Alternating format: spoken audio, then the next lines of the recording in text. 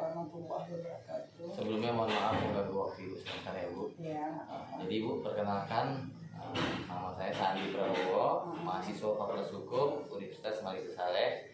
Nah, di sini bersama teman saya Bu, Rocky Akbar Tanjung, mahasiswa Fakultas Hukum Universitas Malik Saleh juga Bu. Jadi di sini Bu, Sandi ingin bertanya atau mewawancari Ibu seputaran tentang pendidikan anti korupsi ini Bu. Pertanyaannya simpel aja Bu. Ini bagaimana sih menurut Ibu itu mengenai mengenai korupsi yang ada di Indonesia Bu? Seperti yang kita ketahui kan, korupsi di Indonesia ini sudah terjadi sejak dulu Bu, mulai dari presiden pertama atau lebih maraknya itu pada masa Orde Baru, yaitu presiden kedua. Sampai saat ini tindak kejahatan korupsi ini masih menjadi masalah di Indonesia. Nah, menurut Ibu sendiri, faktor apa yang membuat orang itu korupsi Bu? Menurut Ibu Iya, nih, dari masyarakat. Iya, masyarakat. Yang pertama gaya hidup keluarganya, gaya hidup istrinya. Habis itu mungkin ada something yang masyarakat udah tahu lah. Semuanya itu gaya hidup deh. Karena apa? Makin tinggi jabatan suaminya, makin tinggi gaya hidup pasangan hidupnya dan anak-anaknya. Gitu. Berarti adanya ini ya Bu, hanya memperkaya diri sendiri Iya, itu ya Bu? iya. Pasti juga bukan kebanyakan bukan yang melakukan korupsi itu pemerintah atau penjabat. Kenapa alasannya? Ya karena mereka yang punya poin, mereka yang punya kekuatan, mereka yang punya kekuasaan. Padahal bukan udah dikasih gaji udah pas, Iya. dikasih tunjangan istri, Iya. pokoknya pas lah gitu. Karena adanya kesempatan di depan mata bagi mereka. Mereka lagi punya kekuasaan, gitu nggak? Berarti tidak memiliki rasa bersyukur ya. Ya, orang kayak gitu nggak ada punya ini rasa syukur, nggak akan pernah syukur.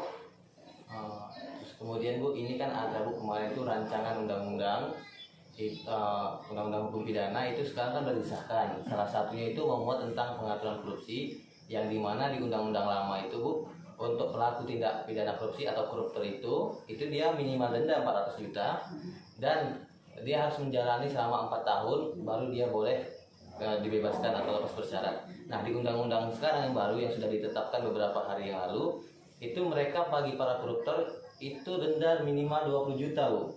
Nah, iya, terus kemudian Bu, dia 2 tahun saja sudah menjalani pidana penjara, itu sudah bebas. Itu menurut Ibu bagaimana Bu? Karena itu kan kalau menurut kami juga Bu, itu kan meningkatkan peluang para orang untuk melakukan koruptor lagi Bu. Nah, menurut pendapat Ibu? Kalau menurut Ibu sih, kalau kayak gitu dikasih hukuman dan segitu dendanya, itu semua orang nanti akan melakukan korupsi. Kenapa? Karena cuma di Indonesia hukuman korupsi itu yang paling ringan, seringan-ringannya. Bahkan tengok kan kalau yang pejabat-pejabat tinggi, orang itu pakai ruangan bagus, bukan kayak ruangan orang curi ayam 5 ekor, 6 ekor ya kan? Iya. Nah, makanya terlalu banyak di Indonesia ini melakukan hal kayak gitu deh, karena hukumannya tidak setimpal. Tengok di luar negeri, mati, tau nggak? Mana berani orang korupsi itu? Itu sih menurut Ibu sih, Ibu nggak setuju. Saya sebagai sebagai rakyat biasa nggak setuju, kurang setuju. Jadi kesimpulannya itu Bu, dengan berlakukan undang-undang tadi, yang dimana hukuman bagi koruptor itu malah diturunkan itu menjadi indikator besar seseorang itu untuk melakukan lebih lagi korupsi ya Bu? Iya, bahkan lebih banyak lagi. Nanti orang nggak mau korupsi nih, udahlah, sedikit kok hukumannya, sedikit kok dendanya, ya kan? Kalau makin diperkecil, betul nggak? Iya betul. Nah, kita di Indonesia nih ya hukum tajam ke bawah, tumpul ke atas. Inilah yang harus diberantas di Indonesia ini. Tuh, nah. Mungkin Bu, kami kan sebagai generasi muda nantinya Bu. Apa itu harapan Ibu kepada kami sebagai mahasiswa itu? Harapan Ibu ini, makin banyak orang berpendidikan di muka bumi ini, seharusnya Indonesia ini makin maju, betul nggak? Makin sukses, makin bersih dari hal-hal koruptor. Karena apa? Setahu Ibu, orang yang berpendidikan tinggi itu kecil, minim ya, dia akan melakukan hal-hal kotor. Apalagi ada dasar agama dalam diri dia, diajarkan sama orang tua. Harapan Ibu sebagai masyarakat biasa, kalau bisa Indonesia ini lebih maju lagi dengan adanya anak-anak seperti kalian. Lebih tidak ada lagi lah, kalau bisa tuh hilang tuh yang namanya koruptor kalau bisa. Kenapa? Kan untuk anak bangsa juga kan, betul nggak? Untuk anak cucu kalian juga kelak. Nah terakhir nih Bu, hukuman apa yang pantas untuk para koruptor yang melakukan korupsi sehingga bisa bilang mereka itu jerah Bu. Kalau menurut Ibu ya, kalau dia memang yang dikorupsi besar sekali dan merugi untuk seluruh masyarakat Indonesia, hukuman mati. Tapi kalau dia tidak merugikan orang lain, contoh cuma merugikan kalangan dia aja, itu terserah minimal entah 10 tahun, 5 tahun lah minimal. Itu tidak merugikan orang lain nih, merugikan kalangan dia aja. Tapi kalau merugikan suatu masyarakat Indonesia, lebih hukuman mati. Atau dikasih kurungan gitu Pak. Iya.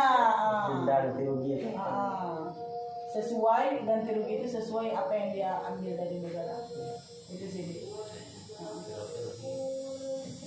Ini mau ada juga nih Dan. Baik Bu, kami rasa cukup Bu untuk seputar pertanyaan mengenai anti korupsi. Mohon maaf sekali lagi telah mengganggu waktunya Bu. Kami ucapkan terima kasih banyak Bu. Oh, mantap Bu. Ya, terima kasih banyak ya Bu. Sekali Ya lagi, Bu. sama-sama. Udah gitu aja. Iya Bu. Terima kasih.